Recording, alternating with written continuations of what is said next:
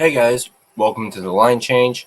In this video, we're going to be talking about Jake Debrusk, and because recently he did an interview on the 100% Canucks podcast with John Shannon and Landon Ferraro, and he spoke about a variety of different things. He spoke about obviously about last season, some other things. So if you guys haven't checked it out, go ahead and check it out. It was a really good podcast. I watched I'll admit I didn't watch all of it, but I watched quite a bit of it, and it was great to hear Jake talk about, how he prepares for the season and just his mindset and how far along he is in his off-season training.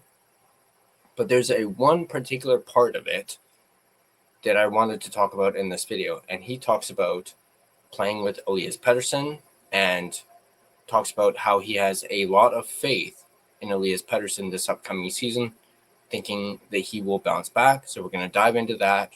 We're going to dissect it. We're going to go over an article that has that section about Elias Pettersson.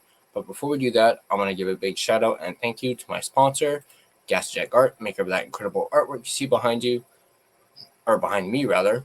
And you guys can check them out at gassjackart.com. You can also find them on Instagram at GassyJackArt. So once again, that is GassyJackArt.com. So let's go ahead and dive into this article. This article, of course, as always, brought to us by our friends at Canucks Army.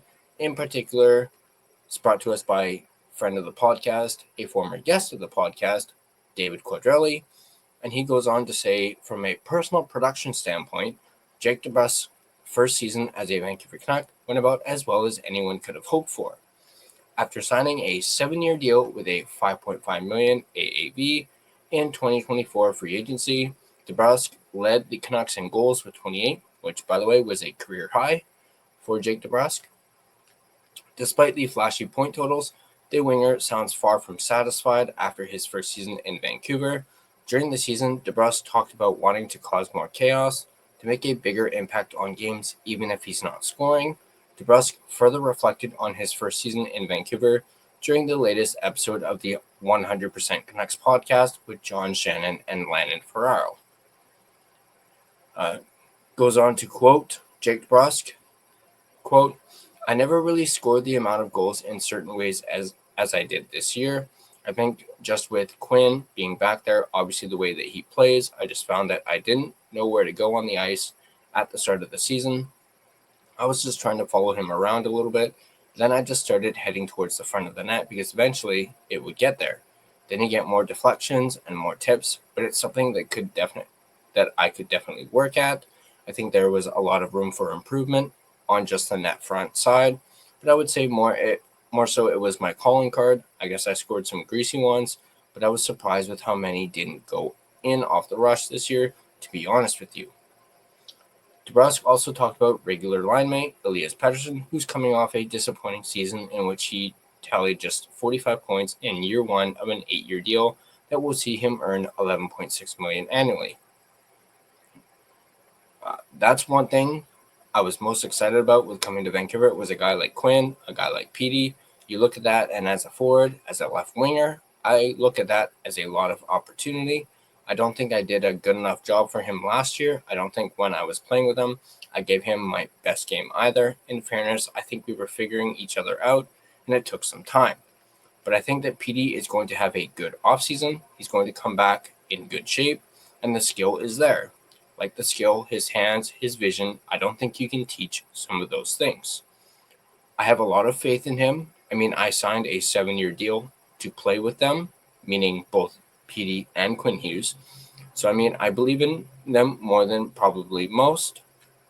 Finally, Debrusk talked about the club re-signing Thatcher Demko and entering the year with a team that on paper should be a solid defensive team. I take a lot of that on my shoulders. I look at that and I go, okay, well, there's a lot of opportunity for me to be even more offensive in that way. We got guys behind us that are proven in this league and are obviously great players. And we got Demmer behind us, or Lanks. He's talking about Kevin Lankinen behind us that can stop other pucks. I played on some pretty defensive-minded teams. He's talking about only one other one, that being obviously the Boston Bruins, as he obviously had Jeremy Swayman and Linus Ullmark during his time there. So I'm pretty much used to this type of style. And I think I've had a career out of it. I think that's obviously there's going to be times where it might be a tight 2-1 game or a 3-2 game. And I take a lot of pride in being that guy to score that goal to tie it or to win it. It's going to take a collective unit, but I think it'll make the unit better. I think that's how I look at it positively is it's not going to be about one guy scoring. We're not going to have that. We're going to need everybody to kind of get all hands on deck, but knowing we have the backbone behind us as an offensive guy is exciting. That's what you want to play for. You don't want to score 4 points a game if you're losing 5-4.